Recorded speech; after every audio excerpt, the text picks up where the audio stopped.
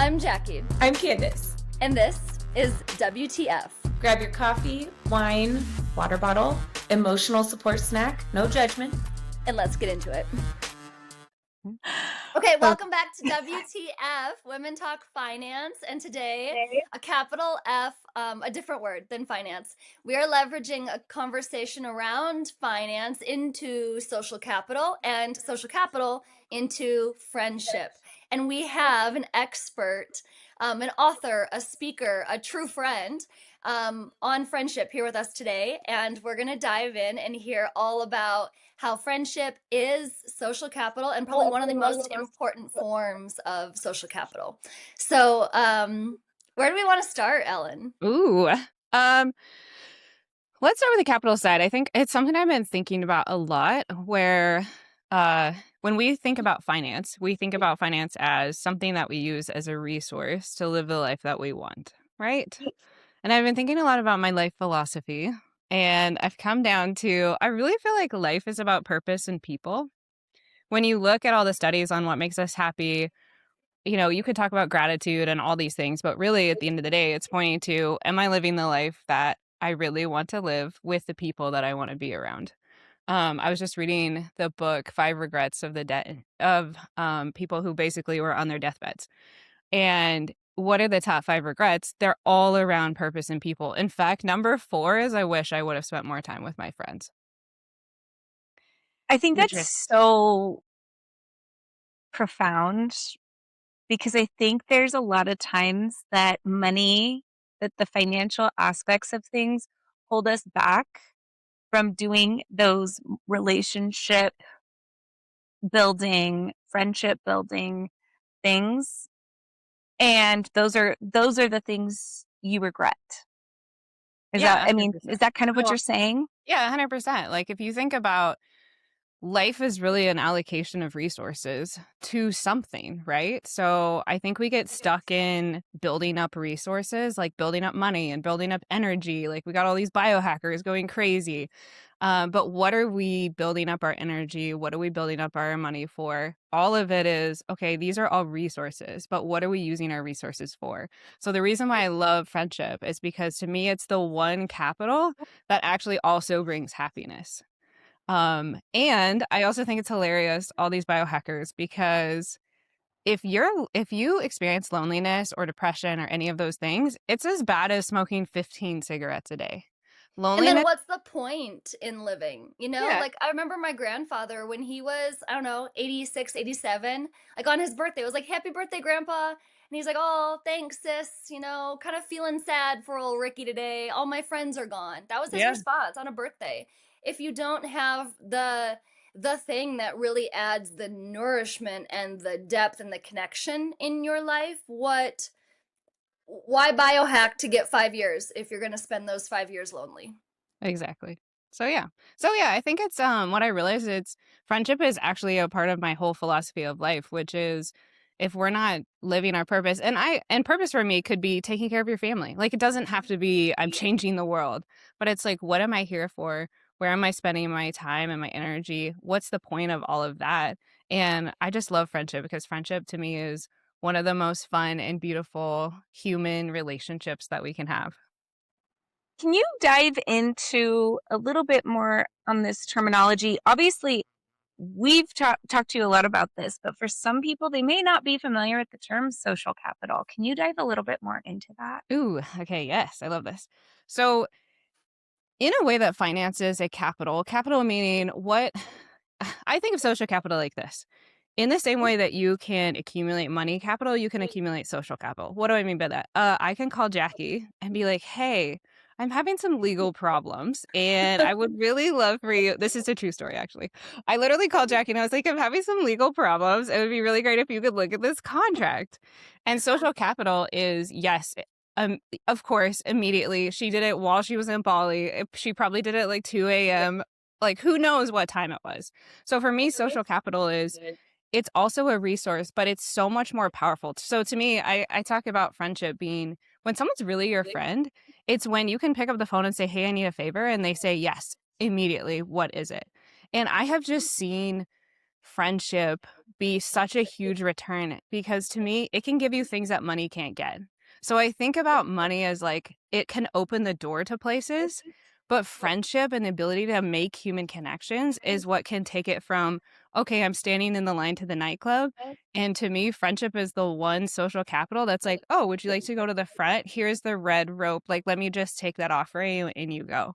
So one of like the probably one of the best examples is I had to have an emergency surgery. Okay.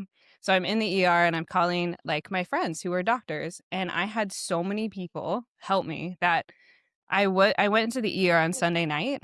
Monday, Tuesday, and Wednesday, I met with 3 separate surgeons. I had the cell phone number of the surgeon that I ended up using, where I would just be like, hey, I'm at the MRI. They say they need this thing. He's like, oh, yeah, I already rushed it for you. Don't worry about it. So it's stuff like that where you can't get that just from monetary access. You have to have some sort of human connection. So when I think about social capital, it's what have I given, so therefore I can get something in return, and people don't see it that way. So it was actually really interesting. I was at an event and I was sitting next to a billionaire, which was really funny because I didn't know that, and I was totally ignoring him the entire morning.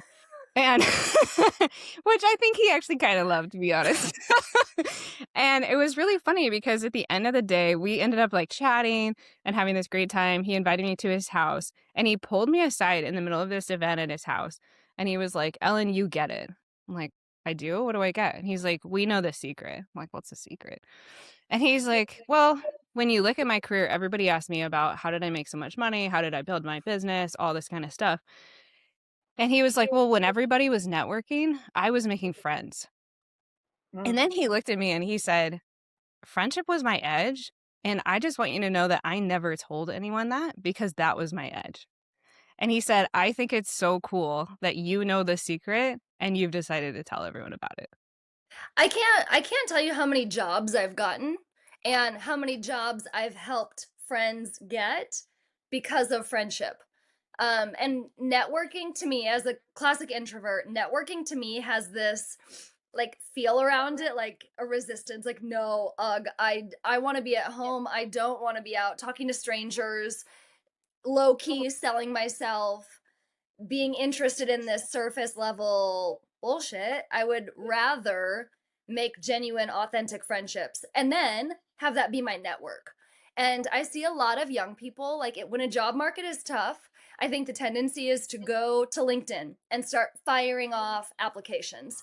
And I have spoken with people who are like, oh, I'm sending in 20 applications a day and I'm not hearing back. It's because those aren't real jobs that are going to be your job, right? Mm-hmm. Yeah. Go to your network, go to your friend group and say, hey guys, here's what I'm looking for, here's what I need. Would love if you can give it some thought, connect me with some people. Yeah. Everyone I know who's recently made a career move was able to do so because of a personal connection. So I think you're totally spot on with that. I struggle, Ellen, with I'm not on LinkedIn. I'm really not on social. I have like a social that I just use that I get random content delivered to me, but I don't post anything. Yeah. And it's mostly how-to videos. You do send me spas, which I I love. just pause. My Don't algorithm stop is that. like gardening, Yeah. worm factory videos right now. Raccoons. A lot of raccoons. Love A that. lot of raccoons. How to attract them to you, how to lure them, and then retreats that the 3 of us are going to go to and just hang out. But it's obviously a work trip. I feel like we've gotten to this space. It feels like when you meet somebody and they're like, "What do you do?" And somehow that's supposed to define who you are. And I feel like now that's just what social media is this like fabricated version of yourself. And it's not how I want to build my relationships.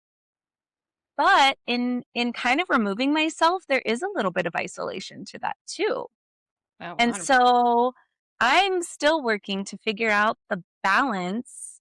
And then we're hearing this like lonely epidemic right now, right? That's they're literally putting this terminology together like like it's a crisis. We're in crisis mode because people are so lonely.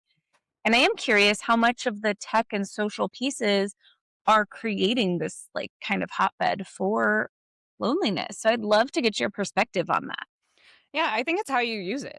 So ultimately, at the end of the day, these are just tools. So, I mean, a lot of my social media is just keeping up with people that I've met at events that so it's like, hey, look at you're in Hawaii, awesome. So if you use it as a connection tool to a real person, I think that's a really different way of using social media. So for an example, I met this woman at a wedding a year and a half ago. And we literally haven't really but every now and then we'll pop in and be like, "Oh, hey girl, I see you're in Europe. Like, hope you're having a great time." So she lives in Hawaii. I'm going to be in Hawaii in June. And she was like, "Wait, you're going to be in Hawaii? I'll fly over." So she's literally flying from Honolulu to Kauai where I'm going to hang out. We're going to spend 2 days together. So I think if you use it as a tool for human connection, then sure. I think we've just forgotten that there's humans. Like we're actually humans with stories that we want to tell, that things that light us up. And I think if you approach friendship and networking and every event I go to, I come with this idea that, man, there's people here that have these like really interesting stories and I want to get to know them. I'm just curious. I think there's this curiosity that comes from wanting to have social interactions that mean something. So to me, it's like, yeah, I can ask someone what you do, but there are questions to go deeper than that. Like, what do you love about what you do? What do you hate about what you do? What are you excited about in the next year that's coming? What is something that you got rid of this year that you loved getting rid of? Like, I think we can be more creative in our questions and actually start developing human connections. It's one of the things I hate about the coaching industry where they're like, we're not transactional based, we're transformational, you know? And then they're like, oh, by the way, it's $25,000. So, Get my credit card, please. oh, can I Well, please have your credit card? You know? Well, and I don't want to call it coaching. You're a fantastic mentor to a lot of young people. And I know you mentor young people on friendship. Candace, when you were talking about this loneliness epidemic, the source is Vice. It's nearly 60% of Gen Z reports feeling lonely regularly, with around 30% of young people struggling to make new friends. This friendship recession is marked by a decline in close, meaningful connections, with nearly 1 in 5 children and 27% of Gen Z and millennials reporting having no close friends. So Ellen, as you're mentoring young people, how do you start the conversation and how do you kick off like teaching these skills? And Yeah. for those listeners that want to, whether you're a parent or just want to be like a casual mentor, how do we help young people learn how to make friendships? Well, one, I think we're actually real friends to them. So one of the ways I teach them how to be great friends is I'm a great friend to them. Like, hey, this is what it looks like. This is what it means to show up, to keep your word, to actually care about another person. This is how you hold space. Like, I'm going to do it for you so that you know how to do it for other people. So I think that's number one is if we're not being good examples, then what are they looking at? So, so many parents, I'm not a parent, but I have seen so many parents who don't have close friendships. And then they come to me and they're like, hey, I don't know why my kid doesn't have any close friends. And it's like, well, what are you like, what are they looking at? What are they watching? Are you developing close friendships? How do you talk about the people in your life? Are you exhibiting the things that you're hoping that they're going to have? And then to me, it's just honestly, it's so much more simple than people think. People get really in their heads and then all of a sudden their energy goes totally inward. And you can almost feel it when you're with someone who's like overwhelmed by the social experience, how like they go internal. So I was coaching this 14-year-old and I did this whole thing. I call it likable or hateable because she is a nationally recognized figure skater as a 14-year-old. She's probably going to the Olympics. She's amazing. And we just went through this whole thing about like, you know, go ahead, tell me you're the best at figure skating. She's like, I'm the best at figure skating. And I'm like, likable or hateable? And she's like, I mean, kind of hateable, but it's true. you know? But the one thing that I taught her was look at people, really look at them.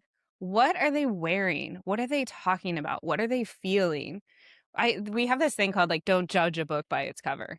That's the whole point of the cover. The cover is supposed to tell you something about the book. The cover has so much there. So it's like when I look at a person, what are they wearing that's something different, that's unique, that they're probably dying to talk to you about? Like, if you want to talk about my hair, like, I'm dying to tell you about it. It's genetic and it's amazing. Okay. Like, some people Stop. have, do you know what I'm saying? So it's like there's certain things that that person loves.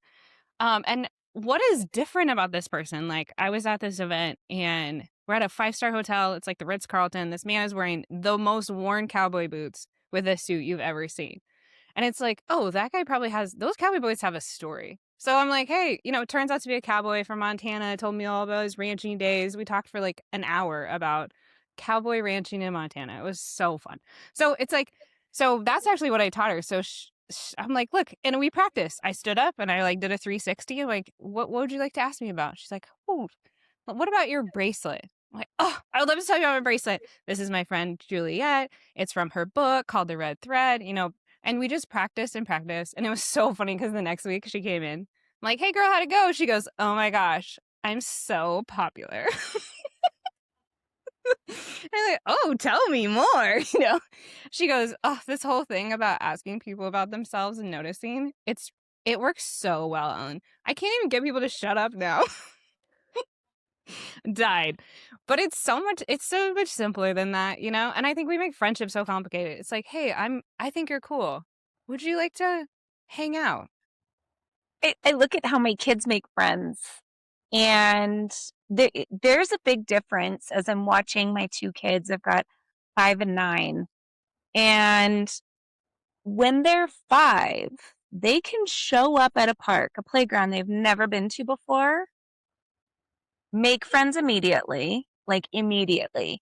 And they will literally come up to me, my 5-year-old and my older one, when she was 5, and be like, is it okay if I play with my best friend again? And like they're just so into it. And there's like no inhibition. Like they just like are whatever. Like they are deeply into this friendship. 9 is interesting. Mm-hmm. There's like new politics in 9. There's a little bit more. Started at 9. Just kind of feels like it started in the last year or 2. Yeah. New social kind of anxieties, worried about how they were perceived that day, worried about what people will think of what they wear, worried about, if I invite this person, they kind of leave me out when they're with this person. So there's so many more, and it's wild. It's been a wild experience to kind of like witness this evolution in how we as people build relationships and friendships. It'd be so nice if we could revisit being 5. I think you can. I mean, one of my best friends, that's exactly how we became best friends. We were working out at this gym together. No, literally, we're working at a gym, which is obviously the adult playground. Adult playground. And she came up to me and said, hey, Ellen, my name's Mary. I think we should be friends. But I was like, oh, wait, how do you know my name? She's like, the trainer yelled it for 30 minutes. And she's one of my best friends in the whole world. Like and so we hung out after class, we exchanged numbers, and then we just started working out together. And then we started going to coffee together. And then all of a sudden here we are, and she's like one of my closest friends. So I do think we make it way more complicated. It's like adults feel like, oh, I don't know. I was talking with my friend, actually Juliet, and she was talking about this a guy in Genius Network with us, Gary. They hang out all the time. And I'm like, oh, Gary, like he's such a good friend of yours. And she looked at me. She was like, oh, yeah, I guess he is. I never thought of it that way because we do so many business stuff together. And I'm like, you should tell him that. She's like, okay. Hey, Gary, thanks for being such a great friend of mine. Like, I love that we get to hang out and do business stuff together. Boom. Like, you have to tell a person. I say this over and over again to adults especially. Tell the person that you like them. Tell the person that you want to spend more time with them. Tell the person why you like, we're all 5-year-olds wondering, does anyone want to hang out with me? You're totally right. I get that from your friendship letter email. It comes out on Fridays. We'll talk more about it, but there's been a number of times I've read it and I go, I need to send that message. And I have. And I'll tell you, people don't tire of getting like little love notes from you, even if it's been, but some of these people I haven't talked to in like a decade. Oh, yeah. There's You also prompted me to send. Yeah. going back to like the 5 and 9 year old and how friendships change and evolve over time and there's different expectations. I think you're right, Ellen. We make it so complicated. Like if you think about your own solar system, right? Like I'm the sun, of course. You're the sun in your own solar system. You're the sun in yours. I'm the sun, and then like I've got my planets that sit really close to me. I've got my friends that really know me. The ones that like I don't have to say something, they just know what my silence is saying, right? And then I've got other friends on these rings. And then I've got college friends who I love dearly, but like our time together was out at the bars, and Yeah. we're in different stages of life now, right? I can still connect with them on some things, but a lot of them have kids. I don't. So it's not that they aren't any less of a friend. They're just a different type of friend, and that's okay. And Yeah. you can have friends where you might not talk for 6 months, but when you do talk, you connect and you pick up right like that. Or friends from childhood that just like know you, right? So there's all these different types. I know, Ellen, in your book, you're talking about different like levels and layers of friendship. And I think that's so healthy. And we almost shy away from that because of this dynamic from when we're young. It's like a leftover residue. Like that person's my best friend and that person feels slighted because of that. So those old residues can prevent us from really just like locking into a lot of different forms of friendship that are all healthy. Yeah, I would say the things that help people the most when I'm talking to people about friendship, my definition of friendship is I like you, I trust you, I choose you. So as you like a person more and more, that turns into love. Trust turns into like absolute safety. I'm completely safe with all of me, with all of you.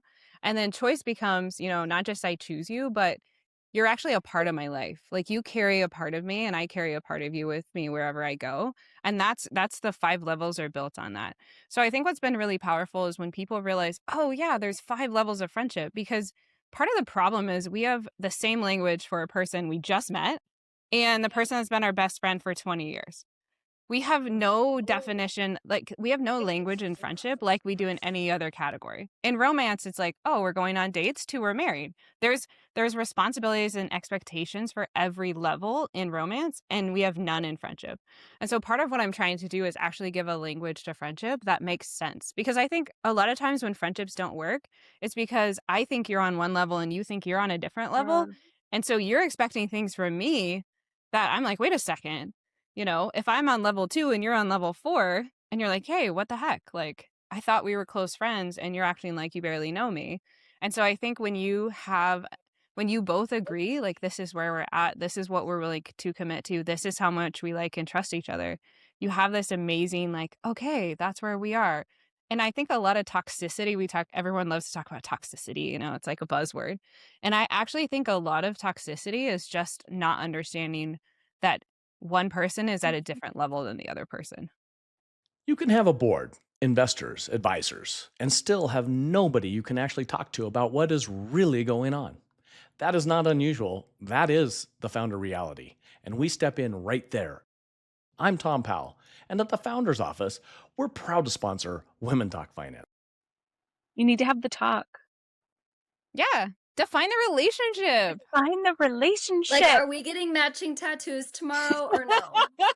I think I'm like way overdue for a couple proposals. Like, Jackie, what's your ring size, babe?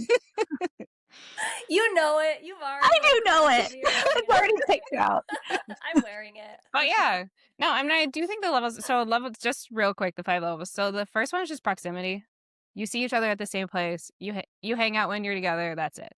Level 2 is activity. So we're doing activities together. We're at the gym together. We're playing golf together, right?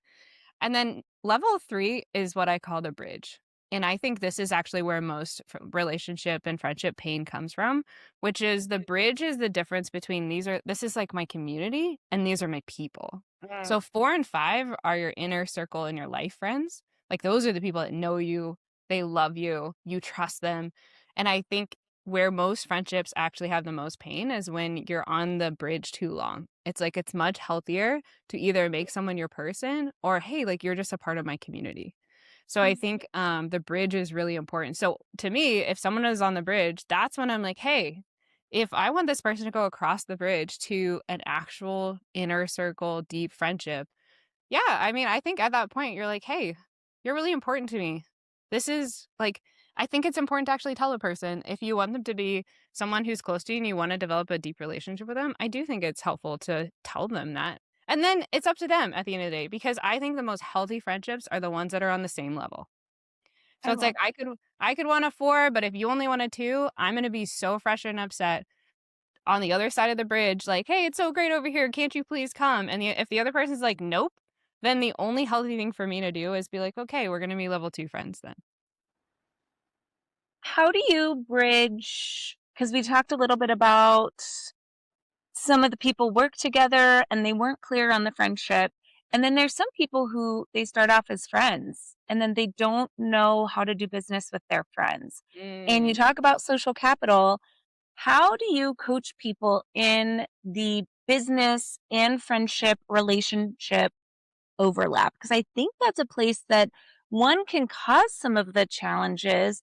Two, you maybe you're not on the same page. And three, sometimes if things don't go well, it really can damage a relationship. And therefore, a lot of people don't want to enter into a business friendship with people.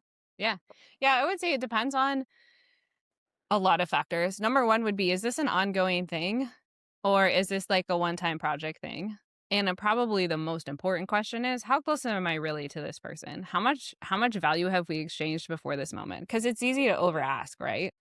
And I always like, even when I'm asking my friends for business advice or help or whatever, I always say, I'm happy to pay for this. Or if there's someone that you know that's like way lesser, like I don't need a lot of my friends are, for example, I have a friend who's probably one of the top AI people in the world. He's building an AI company with Tony Robbins. And I couldn't figure out how to get my Outlook email to transition to Gmail. He's also moonlighting as your help desk, as your So I called him and I was like, send one of your minion. Like, can you introduce me to a minion, like a low, like tech guy that could help me with this? you treat him like genius bar. And he literally was like, no, I'm gonna help you. You're my friend. I love you. This man spent 5 hours. Girl, can we just pause on you needing 5 hours of AI support? No, she put it into her email. It wasn't even AI. It was literally Outlook to Gmail transition. Okay, I understand that those two are not friends.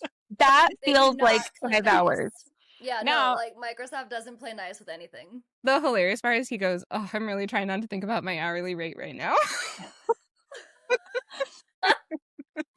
But I think, so I think you leave it out there. If this is a continued relationship where we're constantly in business together, the best thing you can possibly do for your friendship is to have a very nicely outlined expectations, responsibilities, what happens, like make it as clean and clear as you possibly can if this is going to be a continued thing. If this is a one-time favor and you guys are close friends, go for it. Have a great time.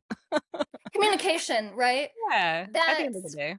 key with any relationship. If it's truly relational or if it's truly not transactional, it's transformational, communication is a huge key. I think that goes back to how we help young people with friendship. Look, and the number one thing expectations. I tell young people and everyone is friendship is earned, it is not deserved. You earn friendship. You don't earn, like, people. It's funny now that I've started talking about friendship, people are like, oh, how do I get to level 4 or 5 with you? Girl, you do not want to pay the price, okay? Because the people who have paid the price, like, we're talking, this girl's not easy, okay? But I think about that. I'm like, the price that those people had to pay to still be my friends, the amount of time they've spent, the amount of heart they've given, the amount of times they've showed up, the amount of like energy that we've spent on each other, like you earn friendship. I tell young people that all the time.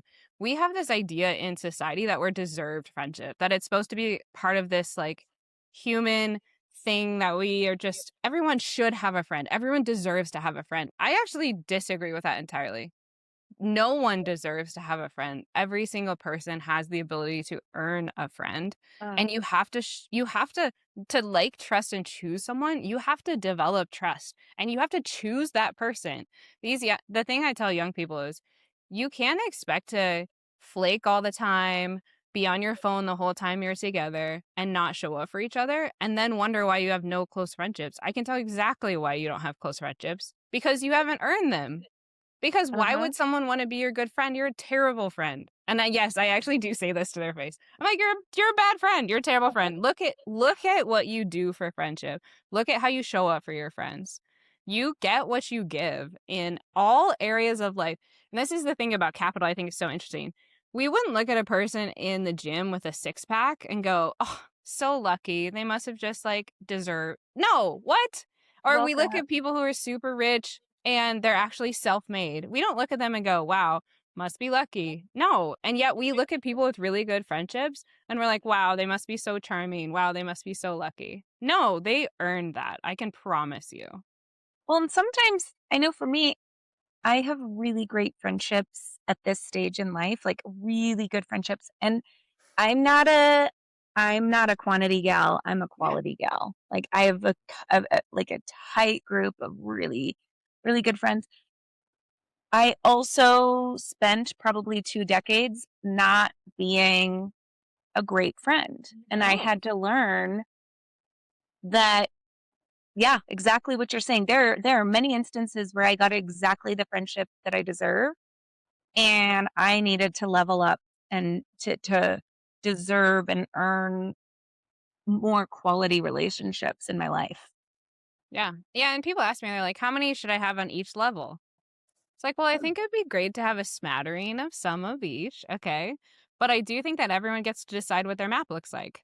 Like my friend Mary, who met me at the gym, she has 3 really close friends and she has a ton. She's Italian. So Italian Catholic family. She's got tons of those relationships.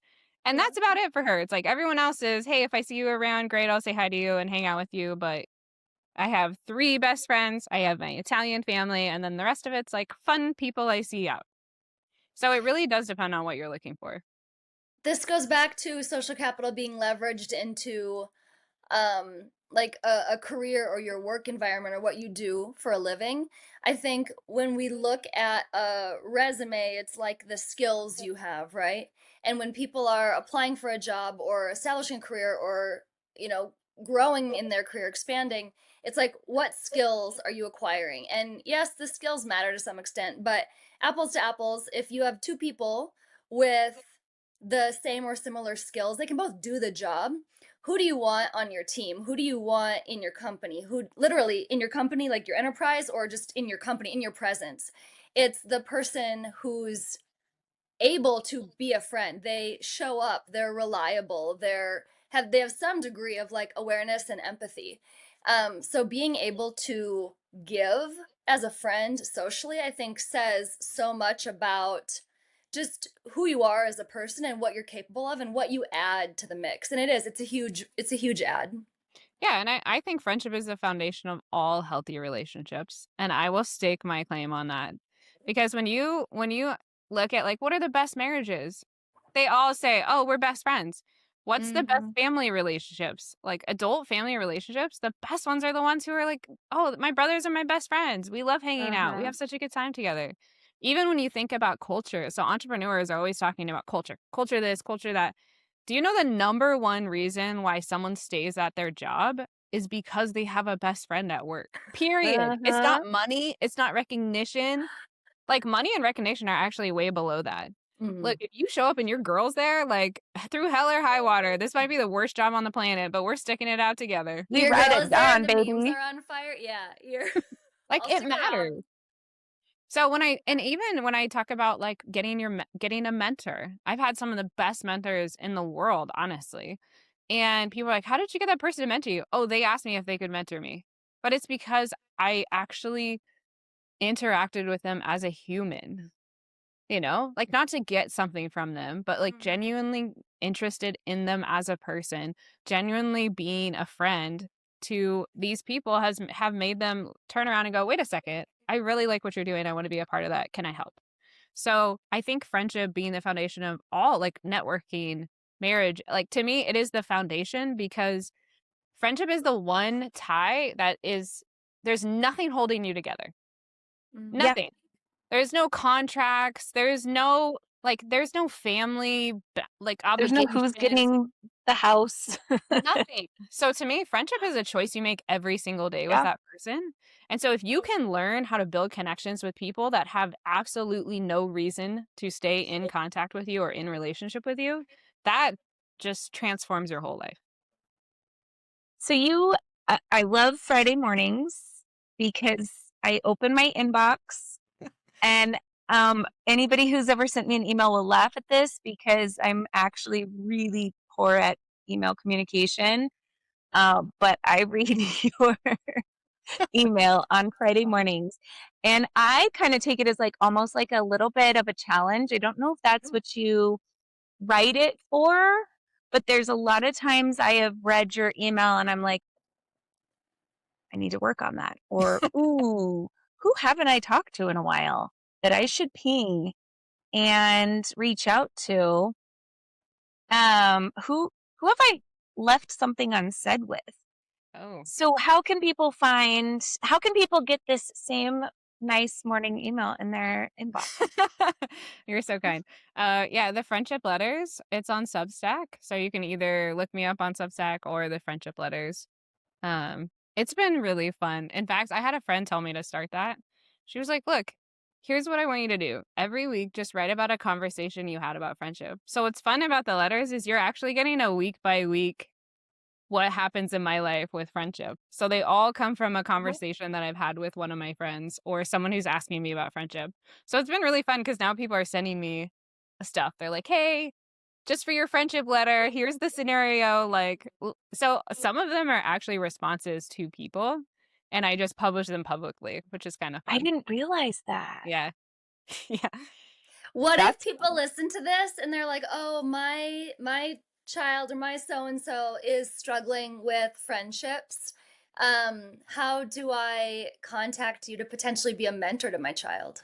oh Lord. We'll see how Is many that of even on the table? Does Ellen Long have maybe. the It time for depends. that? Yeah, it depends. Yeah. I have 4 mentees right now. So You're building but like the best future friends in the world. yeah, I'm gonna start doing workshops though. I already have one in San Diego. So I think what I'm gonna start doing is doing workshops, friendship workshops, where people can come. My 14-year-old wants me to do one with her friends. So we'll probably do one at Michael Burnoff's place in Scottsdale. I have one in San Diego. So I'm gonna start doing like pop-up friendship workshops, which will be fun too. I So love that. I love yeah. that. I also listened to a podcast recently where Esther Perel was talking about dating. And I think there's a really relevant thread woven through. Her advice was that a lot of people show up with this like checklist, right? And it's like, do you check all my boxes? Check, check, check, check, check. And she said that makes it so productized. Yeah. Like you're heading to the grocery store and you're like, what do I need? Or you're picking out like a grapefruit. Like, is it heavy enough? Is it this color? Is it whatever?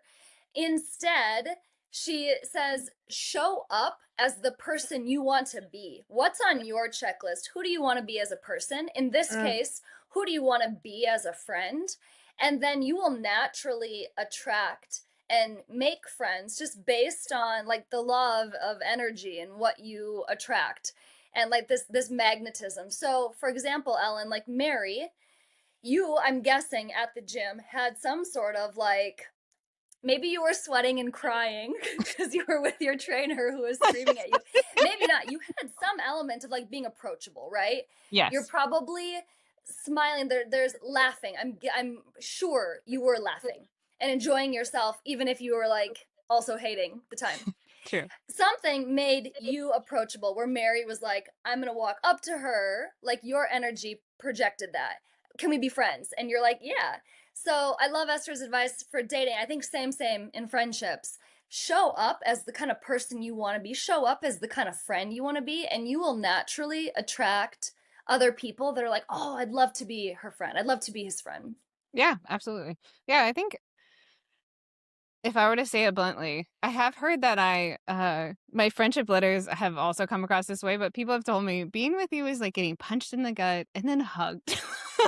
I'm like, I like that. I'm here for that. I think it's like hard truths. Like I need it. I need it sometimes. So Like the hard truth it'll is stop thinking about yourself so yeah. much. Like get out of your head and look at the other people, be interested in the other people. The amount of friends that I've made by just commenting on what everyone else is thinking, but no one wants to say out loud because we're all thinking the same thing in so many different circumstances. And it's like, oh, I bet she's thinking that too. Oh, I bet if I said that, it's like, how do I connect with that person? There's something, looking for something to connect with a person is actually a really good practice. You can do it anywhere. I do it everywhere, grocery store, gym. It's like, what's the one thing I can just like quickly connect with that person and then walk away? And we had this like amazing, funny interaction. It probably lasted 10 seconds, but that you're right. Like if you have that mindset and you're doing that on a regular basis, everyone is attracted to you because you're putting that out there. And it actually helps with your happiness. One of the top ways to increase your happiness is actually to have random encounters with strangers. It's like the top 5 ways of adding to your happiness.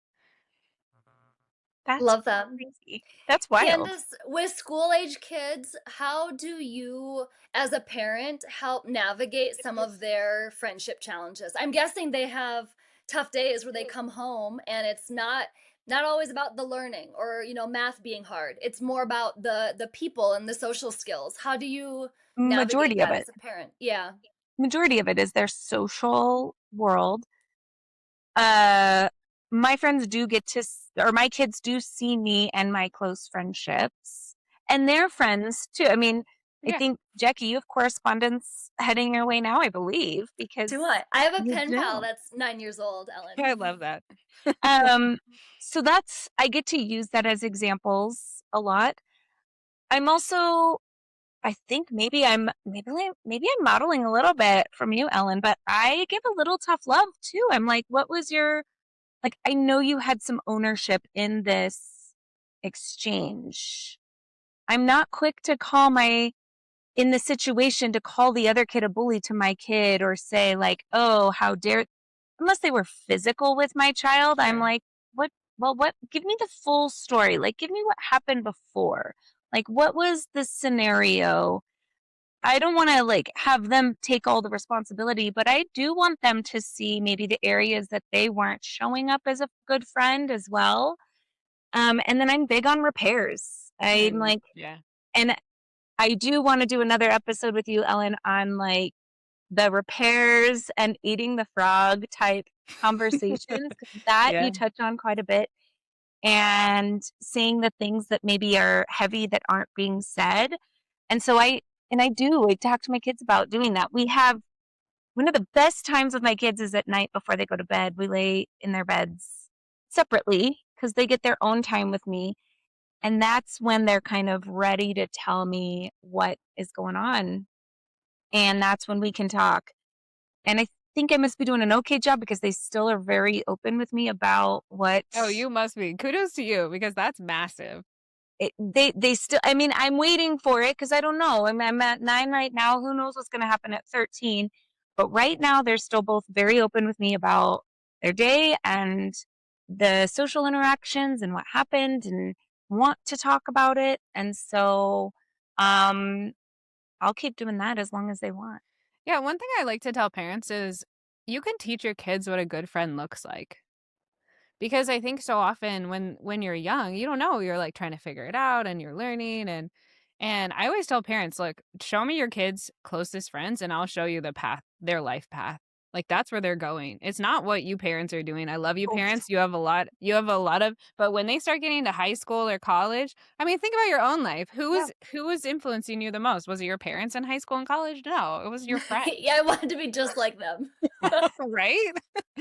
So I It's think it's so true. yeah, so like as a parent, teach your kids what a good friend looks like. So part of what I'm trying to help the 14-year-old is, hey, the same thing that I'm telling you to be to other people, notice what are other people giving you back? Are they also being a good friend back to you? So I want you to hold up a mirror and look in the mirror and say, okay, is it me? And then it's like, okay, I'm doing all these things. Who is doing it back to me? And I think even as adults, we forget that.